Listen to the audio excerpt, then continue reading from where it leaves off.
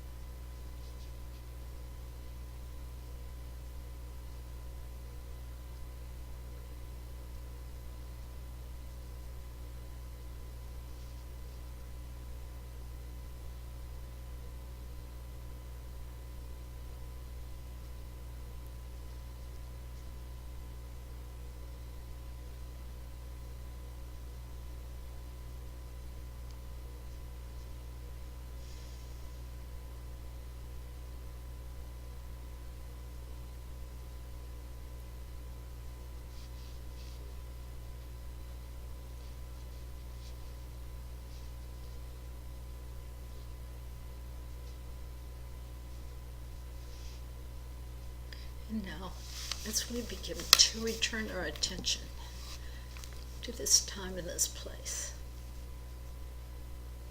we give thanks that we have access to the source at all times, the source of guidance, the source of healing, the source of abundance, the source of all possibilities, limitless possibilities.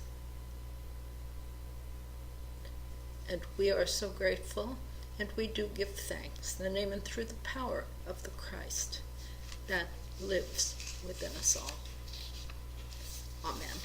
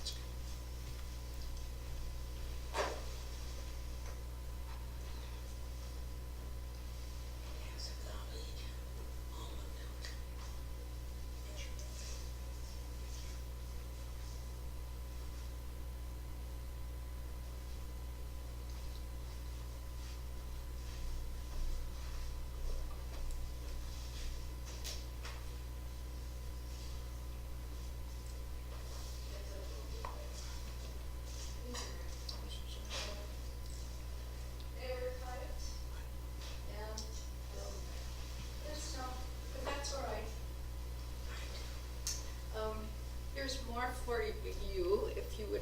Oh, fine, thanks. Would you like some more? Just kind of gotten started. Oh, you guys got It's started. good. A little more for you, heat it up, Thank you. and a little more. I'm good. I haven't had any yet. Okay.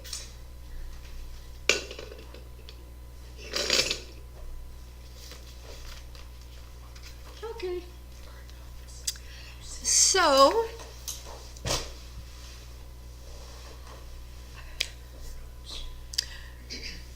remember how we started out by considering the lilies of the field. That the lily bulb, very hard shell on the outside, and right in the center was the intelligence and the life that was responsible for bringing forth the bloom. And so as we grew in that awareness of God's presence, just like that, our outer decreases as the inner increases. Okay. You remember that picture of the lily and how the lily depended at first for its nourishment from within that shell.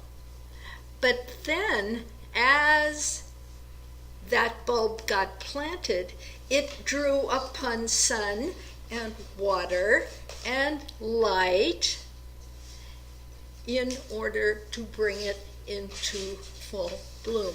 So the outer shell began to decrease as the blossoms increase. And that's exactly the same with us. John the Baptist said that. You know, the intellect has to decrease so the spirit can increase. Okay, that's how we started. I love that passage in the Bible of look at the birds. They neither sow nor reap, and yet they are provided for. There's a certain feeling of freedom for me associated with this verse and look at the lilies of the field. They neither toil nor spin, and yet Solomon in all his glory was not arrayed as one of these.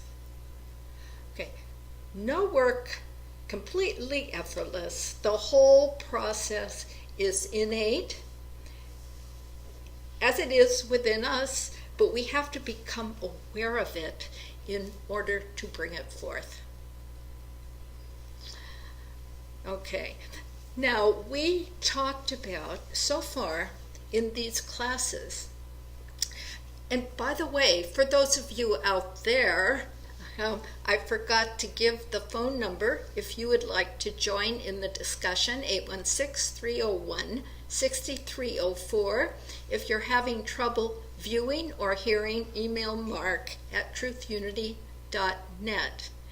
And also the book itself is a PDF file that you can print out and read the chapters, which makes it much easier to understand the different stages of prayer that we go through.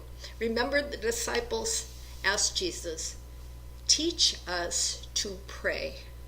Many of us are still asking that question. But actually, the journey begins. It's not a journey in the sense of that you're going somewhere except inside, but it's a journey, and it begins when we ask this question in some version: why am I here? What is my role on this earth?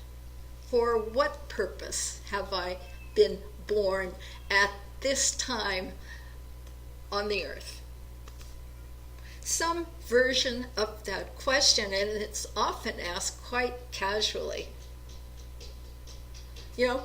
over coffee. Gee, why are you here? What's your purpose? And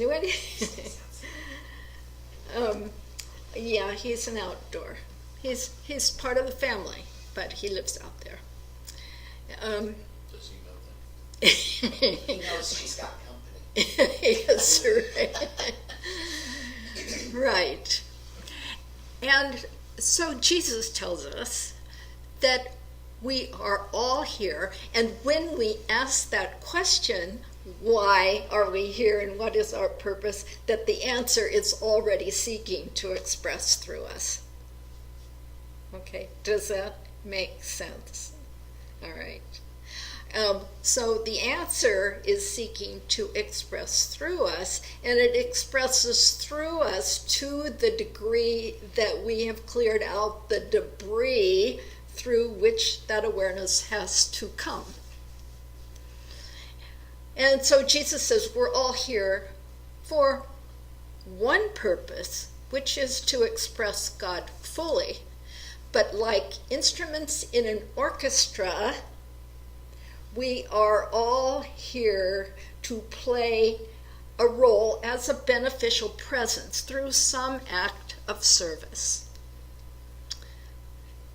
And we're not talking about a job, but we're talking about qualities that we have to express. Just like all the instruments play music, but there's a different quality to each of them, and there's a different quality that we are all here to express as well.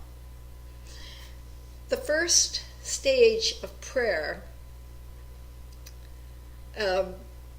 really begins when we have that inkling that we are spiritual beings. That is the first step. Oh, I think I'm more than this physical body. I think I'm more than my thoughts. I think I'm more than my feelings. And that's when we turn within, because the good news, the gospel, the good news is that the kingdom of God is within us. And we are all here to contribute to the bringing it forth onto the earth for the benefit of all. So we gradually become aware, and there's not a final revelation, but we all kind of discover different ways that we can serve. So when the disciples asked Jesus, teach us to pray, Jesus gives the Lord's Prayer, which is called an outline prayer. We acknowledge God as the source, our Father who art in heaven within. Hallowed be thy name. Thy nature is wholeness. Thy kingdom come. Thy will be done. A simple request. Give us this day our daily bread. All right. In the next stage of prayer, these simple requests become affirmations. And we're all familiar with affirmative prayer. So we say, you give us this day our daily bread. We're acknowledging that we have prayed, believing that these things are already there. That's really the second stage of prayer. And that's how the Lord's Prayer takes a little turn. And we acknowledge that this is already happening. You give us this day our daily bread, and in the process of forgiving, we are forgiven. Debts, as we forgive the debts of others, we are ourselves debt-free. And acknowledge that God is the kingdom and the power and the glory. And we are all here to bring it forth.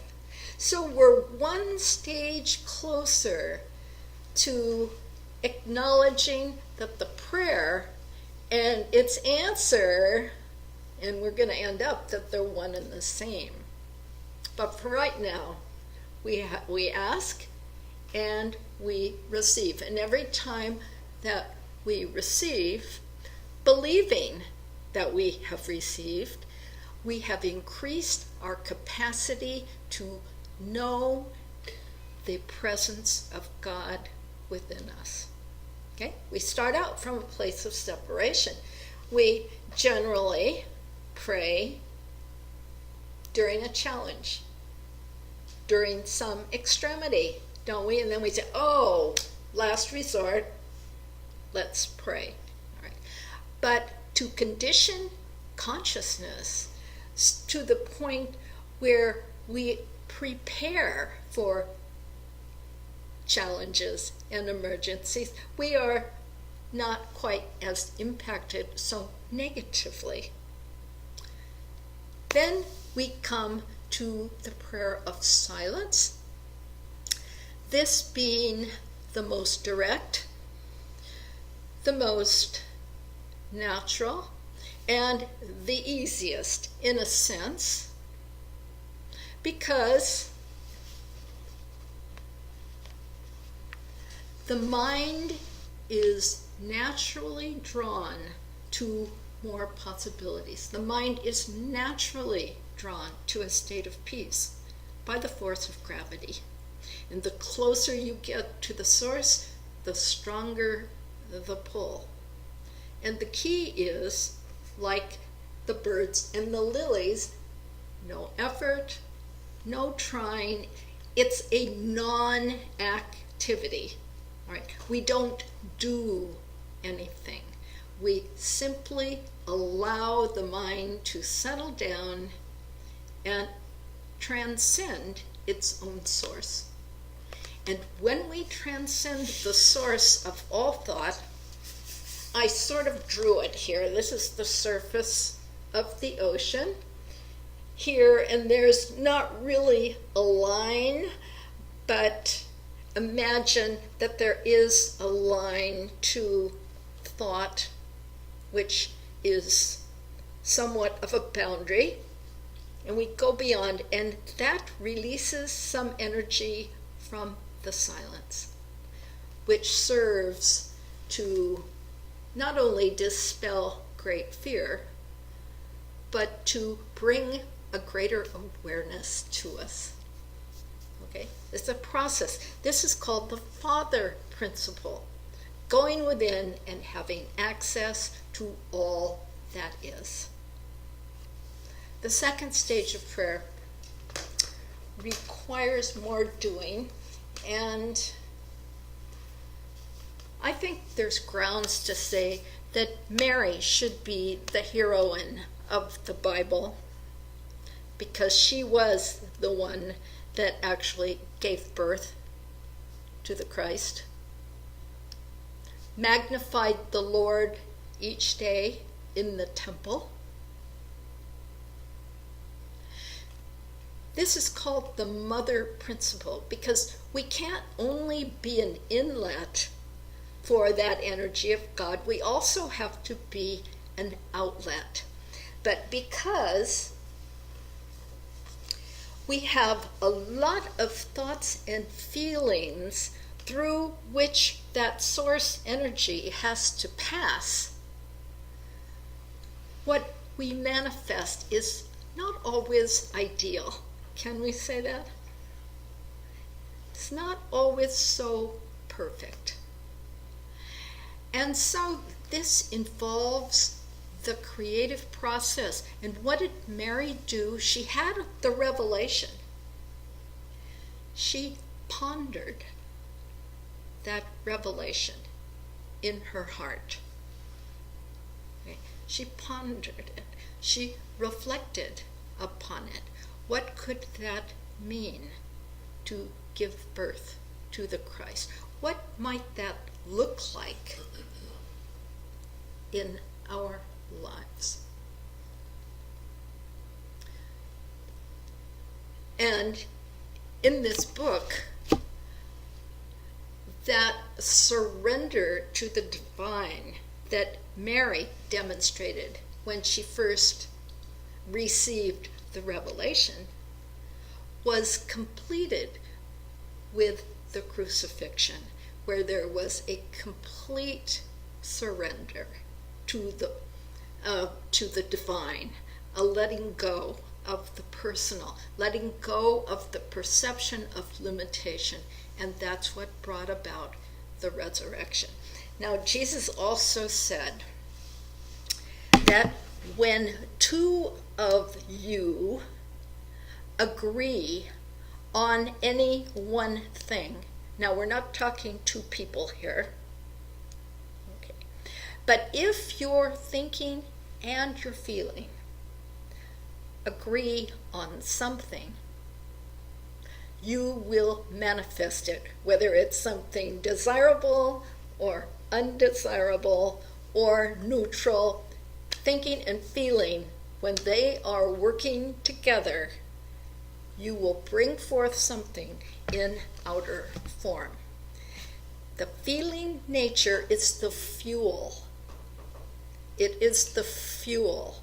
And what causes us to not bring forth what we always desire is that we use this feeling nature to, and notice this verb, brood upon a problem, right? With worry, with fear, with anxiety, or with anger. And it's that fuel which brings forth something. Our feeling nature is totally identified with that emotion. So we say, I am angry. I am afraid. Right? Well, the I of us is not angry or afraid. The suggestion here, as an exercise in this book, is to not to deny your feelings, but to turn your attention to how you would like to be. And then brood on that, dwell on that. And as you dwell on and direct your feeling to what that would feel like if I were exactly the ideal that I would like to be, then this angry or this fearful consciousness diminishes. Make sense? Sounds a little bit like the golden key. Right. And so think of your ideal self. Whatever that looks like to you, the Christ. And know that the Christ is not angry or fearful. All right, so first, so we recognize that that's how we have created in the past. And once aware of that, then we are just mindful of where we put our attention. So that we do not impregnate our feeling nature with some negative emotion. He uses the phrase divinely pregnant. Okay, so we then come to a form of prayer. Oh, and by the way, Mary, you know what the Immaculate Conception is? We're not talking about Jesus here. The Immaculate Conception? Hers, you mean? Yeah, Mary, right. Mary, when the soul is pure. He likes our food better. When the soul is pure, thinking and feeling, when the thinking is illumined and the feeling is purified, then we can give birth to the Christ that is the Immaculate Conception. Mary, when we use that term, it refers to Mary. Okay. Now, that is not the final stage of prayer. There's a form of prayer here called the command, the prayer of command. And so, once again, the Lord's Prayer changes into a series of demands. And I could say the Lord's Prayer in such a way that it would sound like a request, or I could change my tone of voice and I could make it sound like a demand, depending on the kind of confidence and knowingness that I felt inside. Okay, Jesus used this when he did what we call miracles. To the leper, he said, "Be you made clean." Okay? Commanding. But the command has to be within the realm of the will and purpose of God. You can't just go around, commanding God to fulfill your selfish desires. Okay. He said to the lame man, "Rise up and walk."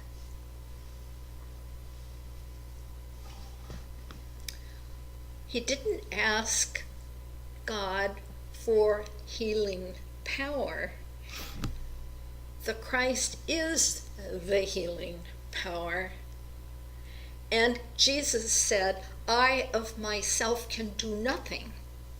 So the origin of the command is not from Jesus. The origin is from God speaking through Jesus. Does that make sense? And so there's a story in Acts where it's Acts chapter 3, where Peter and John are coming up to the temple. And here's this lame man being brought to be placed there outside the temple because it was a lucrative profession to beg, all right? And he was expecting alms. He saw Peter and John about to go into the temple. And if you have any comments on this story, I think it's a very interesting one to discuss. And so the man was wanting alms, and Peter said, "Look at me. Look at me." And he was expecting alms, right? Look at me. And Peter says, "Silver and gold have I none. Rise up and walk." He commands this man who has, been there forever and a day to rise up and walk. But the man does even more than that. He leaps and dances. So this is before they call, "I will answer." Doesn't this go way beyond rise up and walk? Leaping and dancing and singing praises to God. And he goes into the temple. He doesn't have to stay outside. I think it's a wonderful story. Okay, so in every case, Jesus makes the command, "Be thou made whole." It's no longer believing, it's knowing. It's no longer asking because everything is already there. Do you see how the method of prayer progresses as our capacity to experience the presence of God moving in and through us? Now, it doesn't always go in this order. And if you've ever had an experience like this, that there's a challenge, and you pray and you affirm and you do everything right, and the situation gets worse. Ever happen?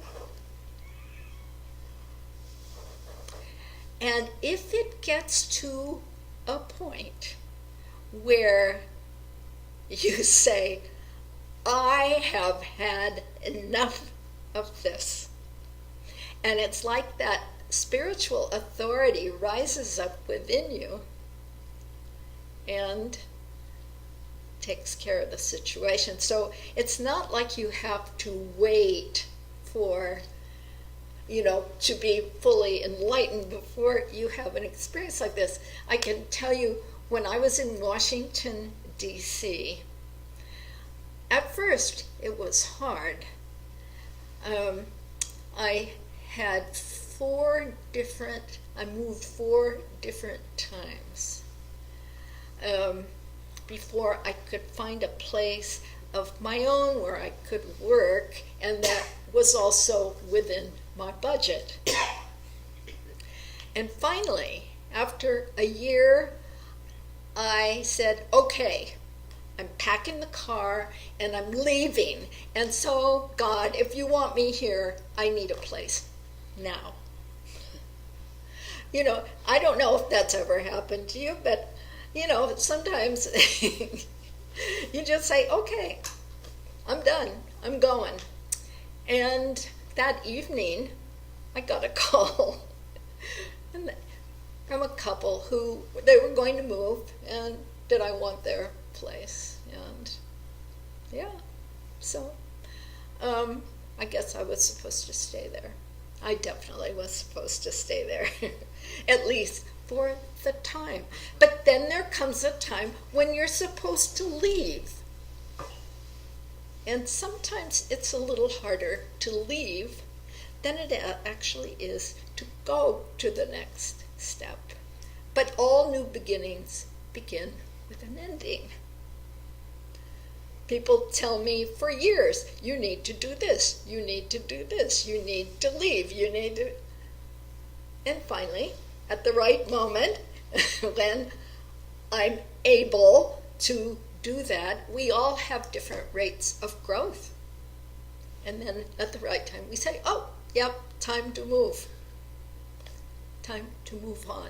Because that is the law of life, to always be growing, always in the direction of more and more fulfillment of that divine plan that is within us. So, any comments so far? Or questions? There is a beautiful passage I'm going to read to you in just a minute. And it's still 15 minutes before official question time. But 816-301-6304. Oh, thank you. Somewhere my notes are... Now they disappeared. Yes, they disappeared, but that's all But right. you're doing great. That's okay. So I'll miss a few points, but I'll read this.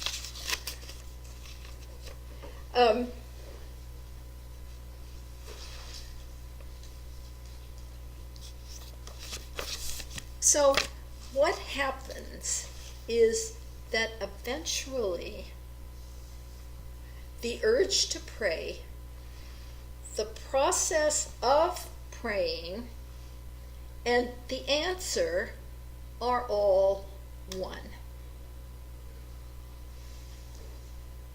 I want you to ponder that for a moment. Because where is that urge coming from to pray? It's innate. From the beginning of the world, people have had this impulse to pray when facing difficulty or extremity. And that impulse to pray, we think, oh, it's something that we do. And it's the answer to the difficulty seeking to express in and through us. And so as we grow in an awareness of God's presence working in and moving through us, the distance between what do I do now and the answer to what do I do now, there's a narrower gap. We become more capable of picking up guidance from the still small voice, and then confident enough to trust it and act upon it. It's being in the zone. Being in the zone. But we go through, there's many layers. There's many layers here. The 10% is a very generous estimate of our conscious thinking range. And we can't really expect fulfillment in life using such a limited range of the mind. And when Isaiah says, what no eye has seen, what no ear has heard, the glories that are unimaginable, you don't perceive that when you're living up here in the world of appearances. Okay. And so we are spirit, but we express through a soul. And here the soul is the subconscious, it's the feeling nature, it's the intuition. And so this has to be cleared out and harmonized and integrated until we are one inside, and then we can function as a whole unit and project out into our environment. So first we pray for the answer, but it's really the answer seeking to come to us, and will come to us more and more fully as we are able to receive it. So prayer, the practice of prayer, is like developing a spiritual muscle. Okay? We go into the silence.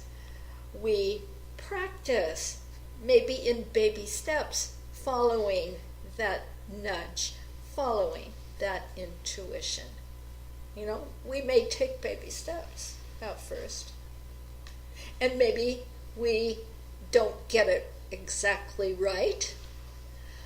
But continually, as we go in, this tends to clear, we become clear, we're able to receive the guidance more clearly, turn left, turn right, and when we have an illumined mind, when we think the thoughts of God, when the thoughts of God speak through us,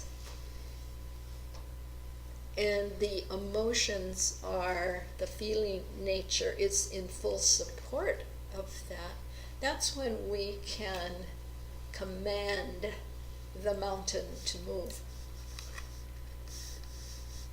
Not that it needs to, but if should you want that mountain to move. So it's a very interesting concept. If we seek the results only, if we seek answers only, before we have developed that capacity that is our foundation, then we will get results, but they may not be lasting. Okay. And a lot of times we just want the answers, we just want the prosperity, we just want whatever it is that we want. And there's nothing wrong with wanting. The desire is the mechanism that sets the whole thing in motion. But as time goes on, we change, our desires change.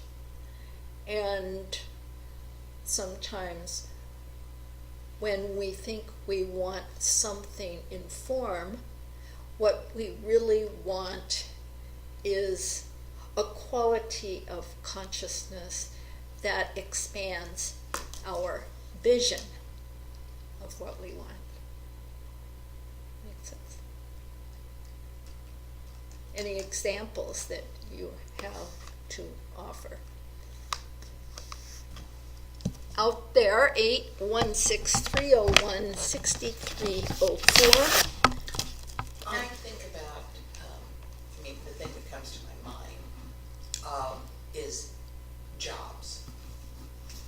You know, that there are, you do training and you focus and there's prayer and a job presents itself and it's very exciting and it seems perfect and you do that job for a long time, and sometimes there's you don't go within to see if that's what you should still be doing, and you can get off kilter with the job, you know, so that the answer to this presence of the job is to get out of it. I mean, you know, that is to find something else, and I find that in situations like that, or marriages. Oh yeah, You know, for sure. that, you know, that was fine. It was your heart's desire there for a while, and then things changed. You know, and then, so, anyway, that seems to me like when you get something long-term, like a marriage or a job or something like that, you are, you're a little bit more able to see how you can be at one, and then things change, and you need to be changing.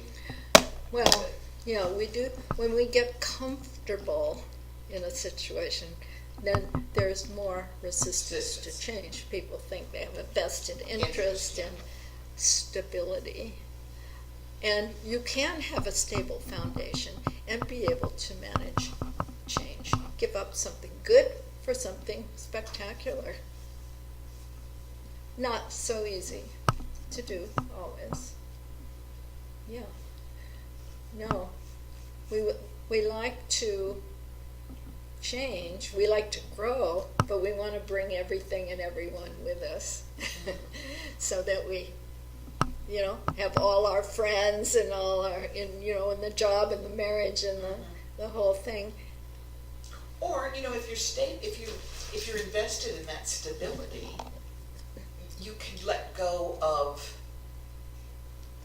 other things, but there have to be changes. Sometimes you can't stay doing what you're doing with the idea that you're doing it without making changes. Either in attitude or in vision.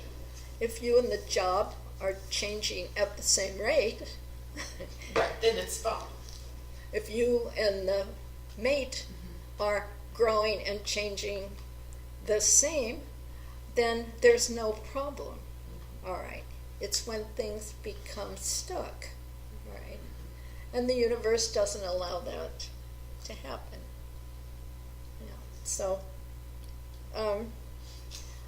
there's a passage here that I would like to read to you.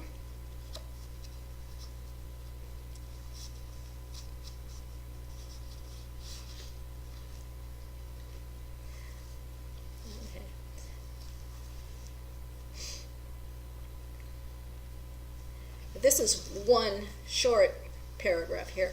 All power and authority come from speaking in harmony with that which is above one's nature. Weakness and inability come through obedience to that which is less than one's nature.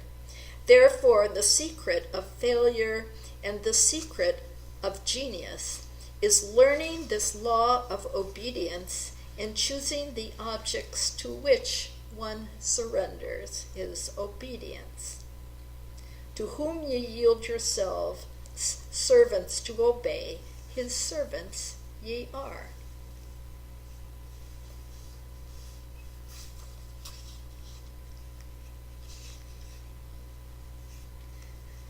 So in the state of where you're able to command, one no longer has to be still because one is already part of the stillness of being itself. In other words, your words and your thoughts and your actions reflect that stillness. All right? So becoming still and knowing that's part of our process, which is ongoing. But as we become more still, we become more confident because we're functioning more from the source, from the heart of being. Okay. He no longer merely believes, for he is conscious in that mind of God which knows. He does not seek to live in the Father, for he is already conscious that I and the Father are one. He does not seek the kingdom, for he is already a dweller in the finished kingdom itself. He does not ask for supply, nor seek its manifestation. For God is his supply, and being one with God, he is one with all supply. To him there is no debt, for in the finished fact of God, he knows that all mine is thine, and all thine is mine. We are inheritors. And what temptation could there be to one who thus lives in conscious unity with all there is?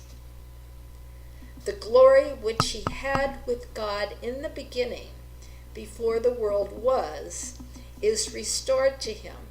He is reinstated in the Father's house, receiving his inheritance, inexhaustible and incorruptible. And what Bible story does that remind you of?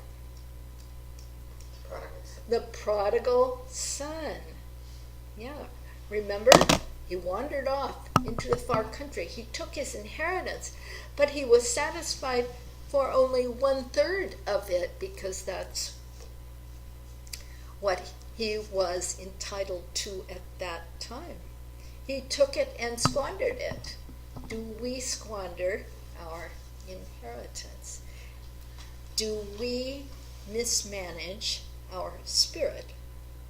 Do we mismanage our time and energy?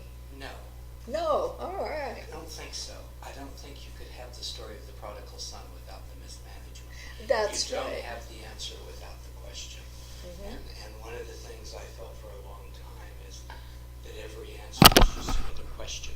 Yes. And one of the things that I'm reflecting on is that everything we're living in this moment is an answer, and inherent in it is more questions. That there's nothing, and so the squandering, so to speak, is really an aspect of living the divine life. And it's been a lot of bad moral judgment that has thought the prodigal son was the bad guy until he got saved. You know, sort of like fundamentalism today, until you get saved. And that's not it at all. The prodigal son was just demonstrating the question so that the father could show the good answer. Okay. I think there's a lot of truth in that. And that the prodigal son found himself in a situation that was not satisfying to him, and all he had to do was to turn. One simple turn, and the divine came rushing to him. But isn't that always the truth of the question? We ask the question because the question is unsatisfactory without the answer. Well, definitely. Aren't we always dissatisfied with just the question? We are always dissatisfied. The restlessness of the seeker, always that restlessness that says, what's next? What? And the brother is restless about. Well, the brother, that's another story. The brother, that's the one who follows all the rules and is very rigid and does not have the experience. But he's not asking questions, really, except why I'm doing everything right. Why isn't? What's How happening come he's getting all The party. this stuff? Yeah. And of course, then the brother too is just another aspect of ourselves. Yes. Oh, It's sure. just while we're off Everything. asking the question, there's this part of us that's really already still home living with the answer. Yeah. You know, Yeah, that's true. And and one- sometimes not so appreciative of it. Exactly. Yes. And so it's an interesting, so think about how the question and the answer are constantly moving closer and closer together. The process being the means of connecting them in our awareness. In reality, there are not three separate pieces here. And so out of the question comes the process, and the process is the emergence of the answer, which is like a totally amazing concept. a lily. It's like the lilies, yeah. And can you imagine what it would be like to not have any anxieties about material needs? Can you imagine what that might feel like? So it seems to me that our work that's cut out for us is not the question and the answer, but letting go of the anxieties. Letting go of the anxieties. Exactly. It's not the question or the answer. It's letting go of the neurosis that surrounds our life experience. That's what the mother principle is there to teach us, that if we let go of the anger and the fear, those two emotions primarily, and variations of that, anxiety, worry, and stop brooding and identifying that feeling with a difficulty, that the answer comes because the difficulty diminishes as a result of a lack of attention. Yeah, letting go of the anxieties, and we have these inner dialogues when we say, but this and but that, and but what about this and what about, don't we? Yeah. Yeah. So we all have an inheritance, but you can't make use of your inheritance if you don't know how to get to the bank. All right? I can say, Adine, you've got an inheritance. And you go around saying, I've got an inheritance. I have infinite good just waiting for me at the bank. Where's the bank? How do I How get do I there? get there? How do I identify myself? So, yeah, that's interesting. So, you go to the bank and you bring forth that inheritance, which is all the qualities of God, all the divine ideas, all the spiritual power and authority that we are designed to exercise for the good of the whole creation. And once we have that fullness within ourselves, then we have to apply it to the physical plane as well. And that same intelligence provides the conditions favorable to its own growth. So we see that it continues beyond ourselves and goes to glorify the entire creation.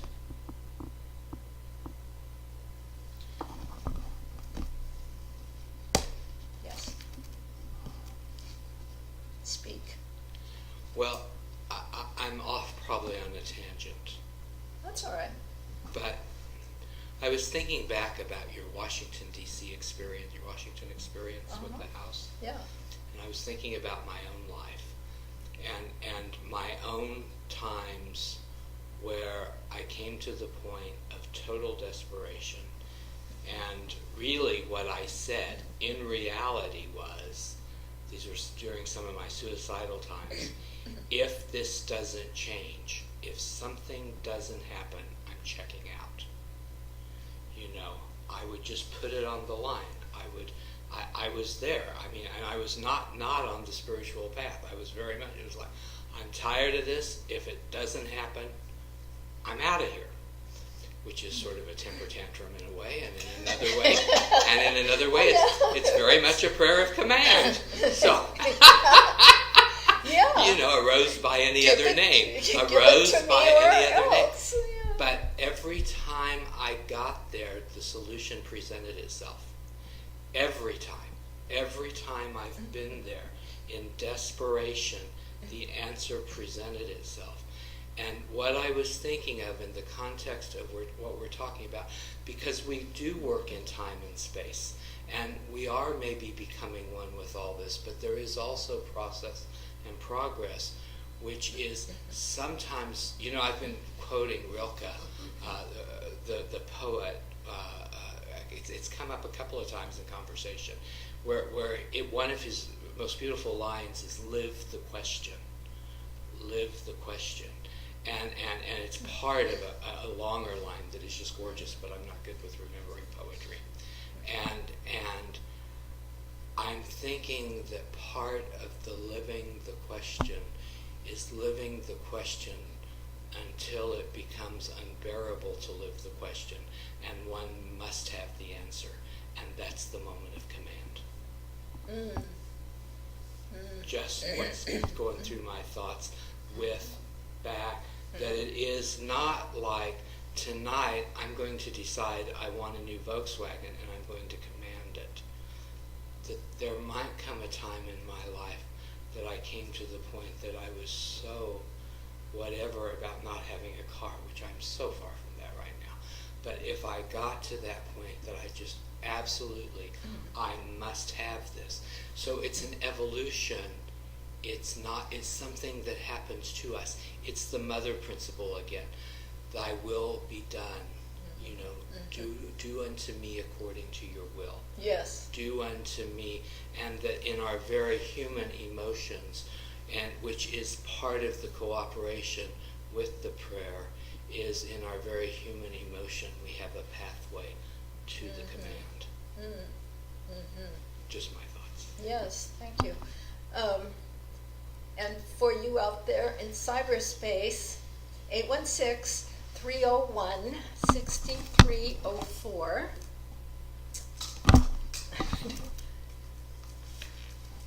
I'm thinking if the phone does ring, where's the phone? Okay.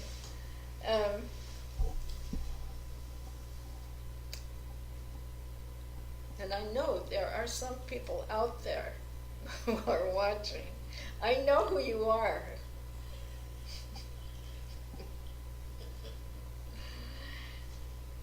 People are always shy.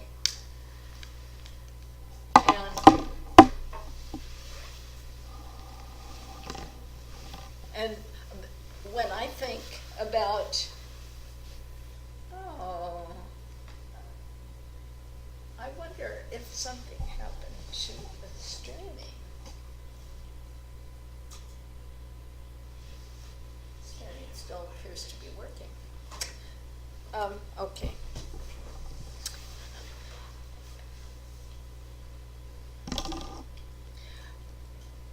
I can see how from a very long time of going into the silence, very many years of going into the silence, how many things have gotten cleared up and made for greater clarity. Clarity of the path, clarity of, what I'm supposed to be doing. And it changes. I can tell you it has changed. It's almost always disruptive. And, changes it can be, it definitely can be. And we still have time for questions and more discussion. But I would be curious to hear from people out there because I don't know what anyone's experience has been with their own spiritual practice. And I can only talk from my own, but I would be interested in hearing, where you are, if you feel to share that. Well, I will. Yeah. I've had a long tradition of silence as well, and a history of talking to Jesus. And I think that what this course has given me is a place to put all of that. I mean, maybe not talking to Jesus, but that there is silence, there is connection, there is a purification, and there is a revelation, and that those all are just happening all the time. Mm-hmm. Okay. And that it's the practice that kind of keeps you in line and keeps you from getting too far afield. It keeps you connected, Right, to source, yeah. because remember, it all starts with a wondering, with a question of, what am I doing here anyway? Am I just here to go to work and get tired and sleep and work hard to get enough? A lot of people get to this point of, why is life not fulfilling? Why am I here?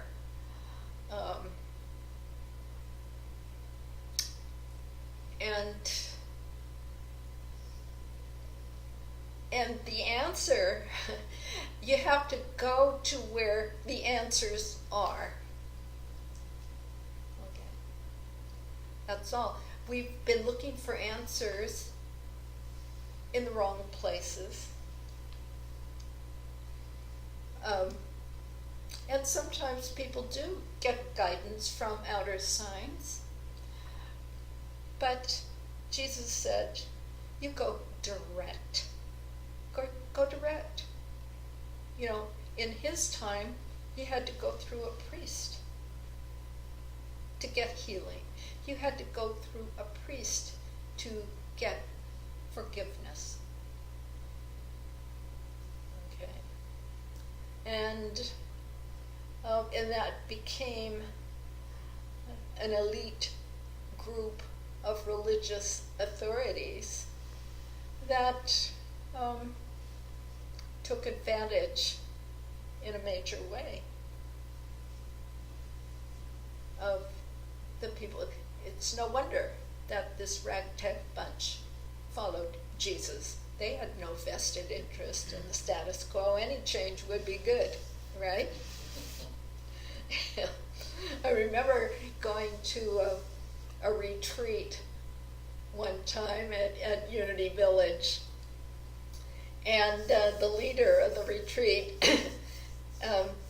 she picked people who were going to be the Pharisees and the Sanhedrin,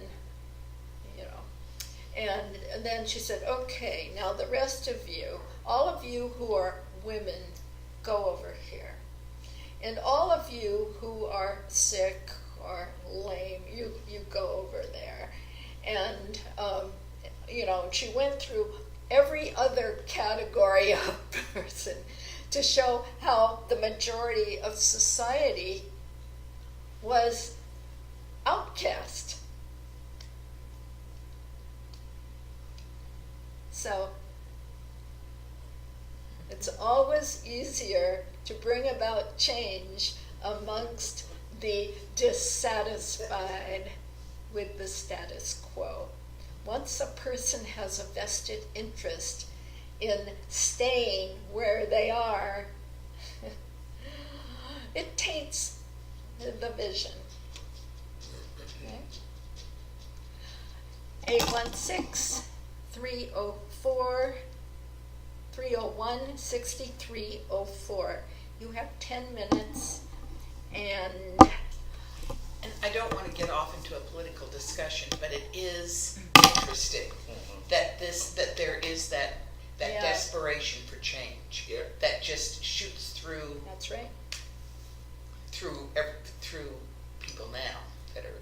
This is not the first time that Donald Trump has made an attempt to be president, I know. but it's the first time he's ever gotten this. Desperation. Desperation. Yes. Yes, not to talk about politics, but yeah, Sorry. that's all right. No, it's all right. No, it's all That is right. part of the question we're looking It at. is quite, it is. It is. absolutely. It's We're definitely- not disconnected. I don't always know how to deal with it, but we're not disconnected from the world's dialogue. We're not, and our vibration of whatever is right along in there with all of it. Well, Well, sometimes and- I feel like it isn't though. But, and this is a question. I'm not stating this as some kind of spiritual law, but is it the shadow side of spirituality to disconnect from the goings on in the world? I'm just posing that as a question. I think it should be. Yeah. I don't know about the shadow side. Well, it says I'm spiritual, and all this riffraff stuff going on out here, that doesn't have anything To do with me, right, yeah. And I that's- think that is a Mhm. shadow, Yeah. Yeah, I agree. a shadow side that that if we have a sense of deep spiritual power that we are here to express, we don't have to actively, go out there, but we do have to put attention on. And I'm going to take this a little further. Progress has its own shadow. And we've made much progress in this country in 250 years. We've made much progress in the last 60 years. We have much more to do.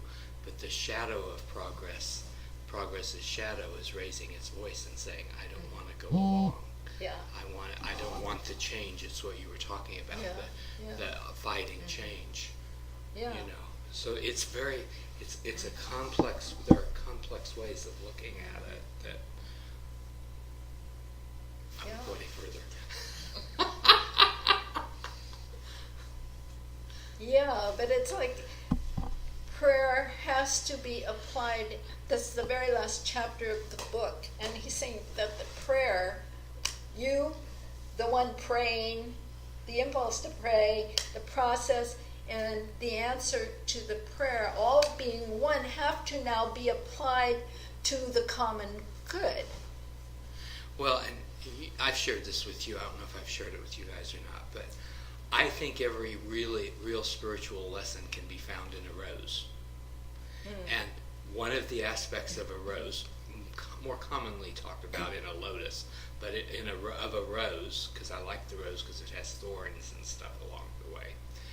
The rose is the roots have to be in the dirt. So there's a time that we actually need to be in the dirt, as part of our spiritual process. For sure. And a world needs to be in the dirt sometimes. Well, Communities, grounded grounding, yeah. in the earth. So there's a value to being competent. But to remember, grounded can make it sound real orderly, and when the roots are in the dirt, it's really messy. It's really, if you ever dig up a flower and look at Get the dirt in roots, your you can fingernails. say, oh, this rose bush was grounded, but what it really was one big mess under the ground. Well, and if you take it out of the ground and don't do anything, it dies. It dies. No phone calls? What was that? Is that the time? No. Oh. I won't tell you. Oh. It's too mundane. Okay.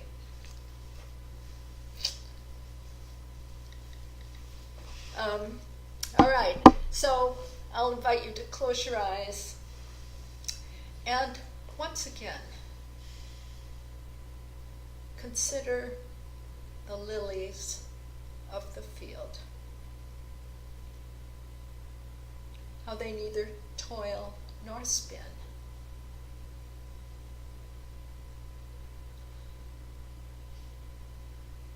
They have no worries.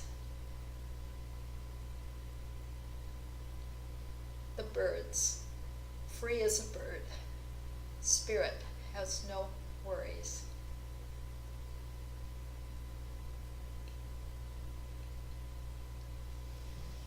And so let us conclude with a few moments in the silence where there are no worries, just pure being in the silence.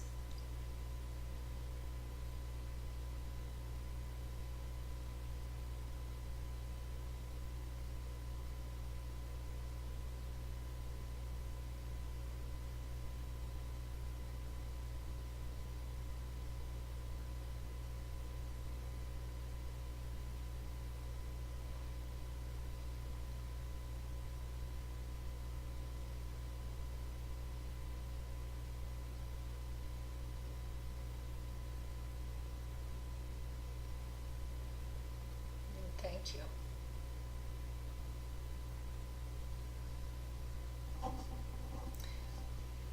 And so this concludes our series on prayer, its practice, and its answer. Thank you for indulging this. That's wonderful. I love this book. I absolutely love this book, and it is totally falling apart. But thank you for letting me indulge in this book. And I will keep you in cyberspace posted on when and what the next class will be. And for now, I'll wish everyone a very good evening. Any final questions, answers? Bless us all. I do. I bless you all. And